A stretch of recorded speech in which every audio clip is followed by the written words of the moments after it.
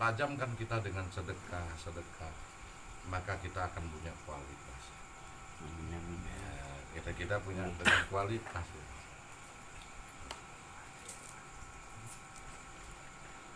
Kalau kita kualitas ya ke Allah itu tak ridho kita itu susah. Saya pernah itu habis sedekah itu nggak punya duit Pak, duit cuma tinggal satu lembar 10.000. Ada teman saya lama yang dulu sudah terpisah lama hampir 17 tahun, dia datang petek tak inti biasanya utang kan meh gak tak buka no Pak. Wah ono arek iki meneh utang meneh aku pas gak ada duit.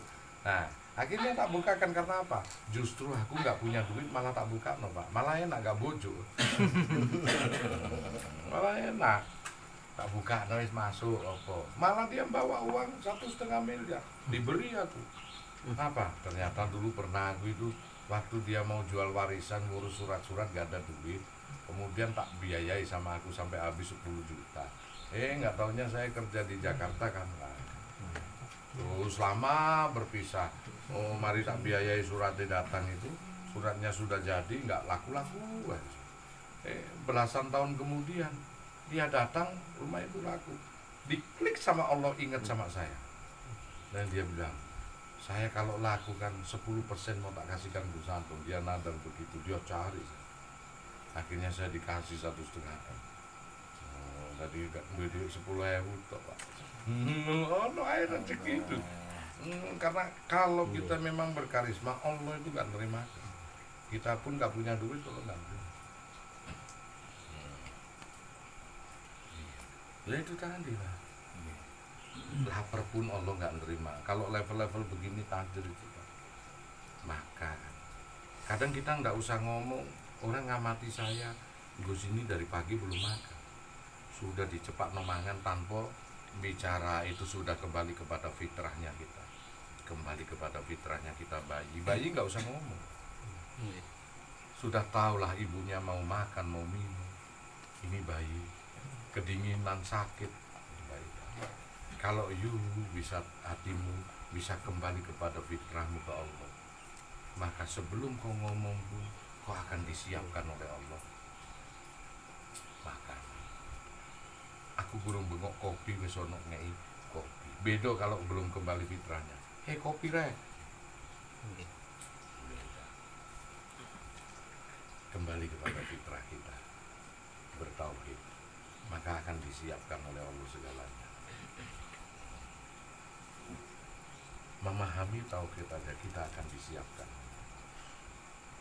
Dan sang orang tua tak akan ridho anaknya kedinginan.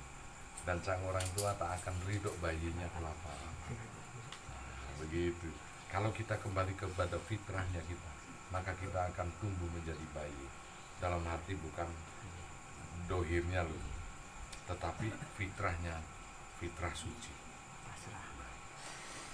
Maka apapun, lama tidak merokok, nggak ada asbak yang bersih, banyak orang yang beli rokok. Bayangkan berapa level saya itu dapat rokok banyak. Terima kasih loh. Hanya karena saya ngomong begini ya, rokok selalu gratis sudah beberapa tahun. Yang mana orang kalau beli rokok garuk-garuk gitu.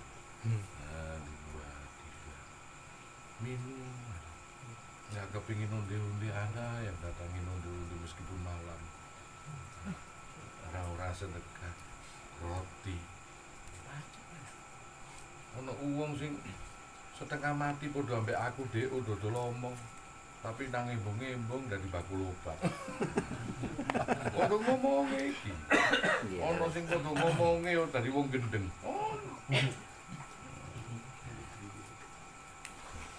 Allah. Karena apa?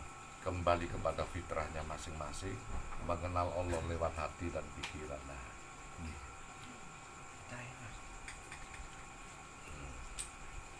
bahkan berkait di sekelilingnya termasuk jenengan kabeh lho. Itu akhirnya apa? Menyerap ilmuku, isok cerita nang anak putune. Nah, itu kan. Mudah-mudahan santri semua punya jamaah. Amin. Jamaah kan iso berbagi karo jamaah ono kelanjutan itu nang. Nanti begitu orang itu sandu denger tiba no hidup itu begini lah. Mau kamu lakukan hanya sebagai tutur-tutur ya nggak apa-apa. Mampunya menyerap tutur-tutur ego santun tak tularno nggak apa-apa. Nggak apa-apa, itu namanya bersyariat hakikat, syariat hakikat, nggak apa-apa. Mau dilakoni dadekno hakikat syariat ditiru nanti juga nggak apa-apa. Itu namanya hakikat syariat. Nah, mau waduh aku nggak iso ngelakoni koyo Gus deh, tapi aku ngerekam omongan Gus tak dadekno landasan untuk bercerita di sana ngeplek, nggak apa-apa, itu namanya syariat hakikat. Kita belajar bersyariat dengan hakikatnya orang lain nggak apa-apa, nggak apa-apa. Atau mau melakukan hakikatku dengan bersyariat, syariatmu sendiri juga nggak apa-apa, bebas, nggak apa-apa. Oh ngaku juga ngasih ijazah tiru ya gitu enggak. Iku tono nggak apa-apa, kamu bersyariat hakikat atau hakikatnya syariat nggak apa-apa. Kan harus ada yang dicontoh. Mungkin contoh ini mah aku gak mampu ambil terus tak tuturan ego tak adopsi, kemudian tak tutur nang jamaahku. Gue senang. Ada yang ditiru dari aku, ajaranku. Nah, cuman ada nanti yang ditiru melek aneh dan ditiru apa perbuatannya. Nah nggak apa-apa, seneng aja hakikatnya syariat ya silakan. Dari syariat yang keluarkan meskipun berdurasi hakikat, kau melakukan suatu perbuatanmu sendiri. Enggak apa-apa, itu hakikatnya syariat. Mergo hakikatmu itu mencontoh dari syariat sing tak tokno. Enggak apa-apa. Dua-duanya bagus, itu makom. Makom sama dengan kau ini aku pohon mangga. Nah, kamu mencontoh dari bibitku atau nyangkok dari aku, nyangkok aja. Cangkok. Nanti kalau diputus, seteknya itu ditanam juga sama buahnya dengan induknya. Dari sini sama, tidak dikatakan suul adat. Yang dikatakan suul adat itu tanpa penghargaan, dia mengadopsi tanpa wasilah, itulah suul adat. Ada hak paten yang harus dibayar, apa? Wasilah. Ada pajak yang harus dilakukan. Kalau kau hidup di negara ini ya pajak ke Indonesia yang harus kau lakukan. Ada PPH nih. Kalau kau berada di jamaah ini ada pajak yang harus dilakukan, bukan duit, wasilah penghargaan Al-Fatihah untuk Gus Santo. Nah itu wasilah ya. Senyawa. Kalau Anda banyak banyu putih, saya merah ataupun hijau, dicampurlah dengan wasilah gatuk situ, maka ikut berwarna sudah. Harus dengan wasilah cara menyatukan percampuran air ini tadi, maka inilah banyu yang berwarna tadi gitu, enggak apa. Makanya Rasulullah itu selalu begini, kalau kau mengambil hadis maka qala Rasulullah sallallahu alaihi wasallam, harus ada qala Rasulullah, iki teko Rasulullah. Saya pun begitu, dari eyang saya sama, dari eyang saya begini. Itu harus ada dikasih penghargaan supaya afdol. Nggak boleh ada orang karena ono kiai sing tuturanku gak tinggu, aku gak tinggu, gak afdol untuk dia. Gak afdol. Makanya pujian khotim ala khotim. Saat kapan kamu itu memuji manusia? Sama dengan memuji dirimu sendiri. Ada orang namanya nggak perlu tak sebutkan, dia ngajak berdebat aku dan kepancing saya, ajak berdebat. Dia tanya tentang ini ketuhanan, dia tanya tentang ini. Wow, saya berdebat sama saya, dia rekam, dia berdebat. Suatu saat dia ceramah, dia pakai ajaran kau mancing-mancing aku kau. Ulaan nih Pak. Ulaan di Mbak. Iya. Karena dapuranku kayak gini, tadi gak pantas disebut sang guru, dia malu. Agen padahal. Ada itu. Agen. Orang bisa sama-sama tapi gentlenya mau bisa mengakui bahwasanya ada orang yang lebih darimu. Mampukah kau? Kalau kau mampu itu satria. Kalau kau mampu. Saya pun ada ajaran yang saya utarakan dari seorang tukang semir sepatu.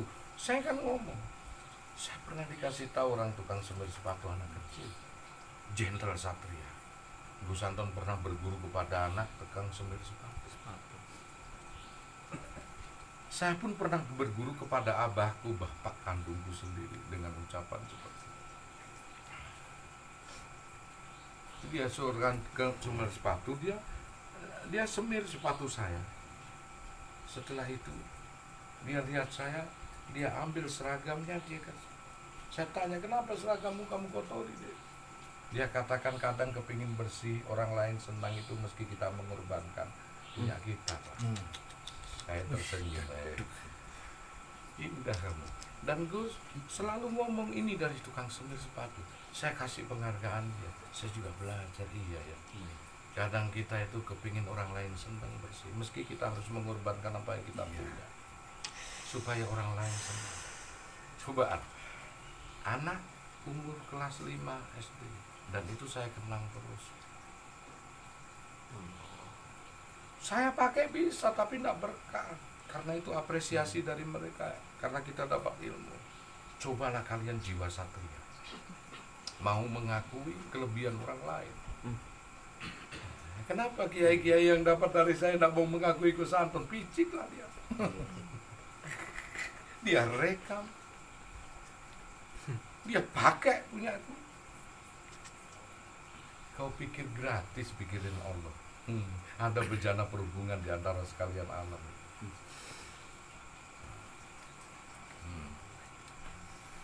Nah itu, saya pun begitu. Coba indah kata-katanya. Kenapa kau sudah bersih sepatuku? Kenapa kau bersihkan pakai baju? Yang dia mengatakan apa? Kadang untuk membuat orang senang, untuk supaya bersih, harus mengorbankan apa yang kita punya. Anak SD, Pak. Kelas berapa dia? Kelas 5, Om. Masya Allah. Dia tundukkan saya, akhirnya saya keluarkan uang 500.000 untuk kamu sekolah ya. Dengan kata-kata sederhana itu, tapi maknanya masuk juga. Untuk kau sekolah ini, pintar kamu kelak jadi orang pintar. Dan itu saya kenang segar dalam ingatan saya sampai sekarang. Saat itu saya umur 38 tahun, dia masih umur 5 SD. Coba ini di stasiun, sangat ya Jiwi. Gila ini anak ini. Dia untuk saya senang, dia korbankan itu bajunya yang akhirnya benar juga, kalau uang yang aku kasihkan bisa untuk beli baju itu 10 bisa. Nah itu ada orang-orang yang sedekah batinnya itu mau mengakui apa adanya di dalam jiwanya, dan kita itu harus kasih apresiasi orang. Jangan kita jadi orang gak tahu diri, Pak. Kita harus gentle siapa yang kita hadapi kalau kita kalah, dan kita mau pakai hak patennya juga harus kita. Makanya hadis Rasulullah Sallallahu untuk Rasulullah Sallallahu pernah mengatakan begini, harus disebutkan karena memang itu dari Rasulullah. Kalau dari guru kita ya kita sebutkan. Menurut guru saya dulu pernah mengatakan seperti ini. Kalau itu dari anak kecil sekalipun kita sebutkan. Saya dulu pernah berguru sama, secara tidak langsung sama orang tukang semir sepatu, karena ucapan satu kalimat itu hingga bikin diam gue sampai. Iya, dia pengen senangin saya itu, sampai dia keluarin bajunya, sampai itu dia ininya, padahal sudah bersih. Lu bajumu kotor itu. Coba kata-katanya indah. Kadang untuk senangkan orang lain loh, Pak. Itu kadang mesti kita harus mengorbankan apa yang kita punya supaya orang lain senang. Coba bayang, saya cuma sempat diam, ya Allah, betul juga. Kuat pikiran. Hingga saya akan keluar, yang tadinya mau keluar uang 50.000, kalau cuma bersihin sepatu aja 5.000, Pak. Saya mau keluar 50.000 jadi 500.000 karena hikmah itu. Dan saya bikin pelajaran, kadang mau nyenangin orang meski saya harus mengorbankan apa yang saya punya. Itu jadi landasan saya, hingga ini deh untuk kamu. Terima kasih. Kabeh iki ilmu ono tukone. Ilmu ki ono tukone. Kalau itu makna itu saya pegang sampai sekarang. Saya dapatkan dari anak tukang semen sepatu. Yang saya tanya, siapakah dia ya Allah? Entahlah. Saya tidak mau ambil pusing, yang jelas saya ada mutiara hikmah dari situ. Apakah dia calon maling ataukah siapa? Hingga tidak mungkin keluar dari otaknya. Sesuatu hal yang aneh. Gitu, sulit tadi.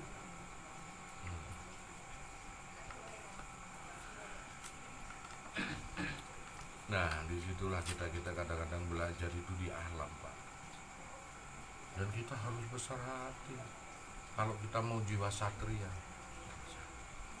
kasih penghargaan orang yang pernah memberi masukan kepada hidup kita.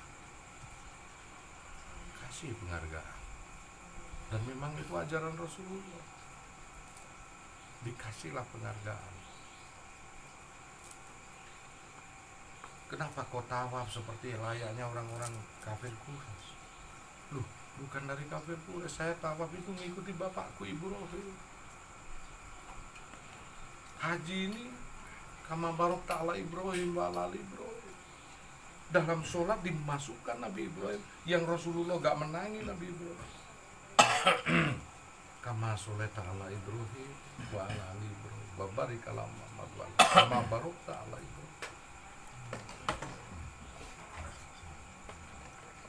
Rasulullah memberi penghargaan kepada Nabiullah Ibrahim.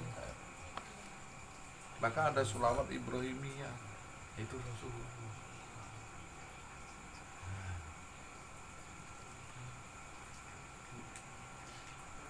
Ada suatu hikayat seorang anak yang taat sama orang tua, yang derajat seorang Rasul pun dikalahkan sama anak tersebut. Nah, hikayat itu karena orang tuanya kafir, tidak memperbolehkan anak itu ngaji. Bahkan Rasulullah pun akhirnya memprivat itu anak, dikarenakan anak itu berbakti kepada orang tua. Sosok sahabat dia mengatakan, percuma kau taat kepada orang tuamu yang orang tuamu kafir. Sang anak menyatakan, kalaupun orang tuaku masuk neraka dan aku mengikuti petunjuk dari orang tuaku yang kafir dan aku pun masuk neraka, tidak apa-apa. Meski ada kewajiban yang harus aku lakukan, taat kepada orang tua, meski aku akan ikut masuk neraka sekali. Kata Rasulullah, orang tersebut tidak akan mampu dijamah oleh api neraka, dan derajat itu akan dikalahkan meskipun punggungnya sendiri dia jadikan acuan untuk pijakan dia. Begitu. Dan makanya kadang-kadang kita bisa mendapatkan ilmu apapun, tapi ilmu bijak. Orang bijak itu orang yang di atas segalanya, maka dijuluki orang arif billah, orang arif dan bijaksana. Seorang yang arif sulit neraka untuk bisa menyentuh, karena bijak dia dalam hidup. Orang sakti belum tentu dia bijak, tapi orang bijak akan menundukkan orang sakti. Ya, di konsep Buddha pun gampang. Sunggokong sing sakti pendetone melayu na ono siluman. Tapi Sunggokong juga tunduk kepada pendeta tersebut. Dia kalah bijak. Orang yang sakti pun akan kalah bijak. Seorang waliullah akan kalah dengan orang yang sufi. Seorang sufi sudah jelas seorang wali, tapi seorang yang waliullah belum tentu orang sufi, karena dia punya khariqul adat, kekuatan lebih. Tapi bijak dalam menyikapi kehidupan, dia tidak akan pernah tergoreskan dengan kemewahan apapun bentuk kekuatan. Dia senantiasa berserah diri kepada Allah. Itu orang bijak. Dia merasa dirinya tak punya apa-apa. Karena kebijakan itulah dia bisa jadi hidup manusia jadi sempurna. Karena yang punya kelebihan hanya Allah. Dia tidak menginginkan kesaktian. Dia hanya menginginkan suatu tabir rahasia kehidupan ini sempurna. Itu orang bijak. Dia hanya ingin merasakan kehadiran Allah, itu aja. Lewat suatu kalimat ataupun perbuatan. Allah hadir dalam suatu kalimat ataupun perbuatan. Jikalau Allah hadir dalam suatu kalimat, Aku menyaksikan anak kecil tadi ngomong apa. Itulah kalimat Allah. Hingga kita bisa tersentuh ya Allah. Itu Allah hadir dalam suatu kalimat. Al-lisanu wa du'a. Bahkan lisannya dari anak kecil. Undur makol wa ilal benar juga kalau bijak kita. Hingga menundukkan segalanya.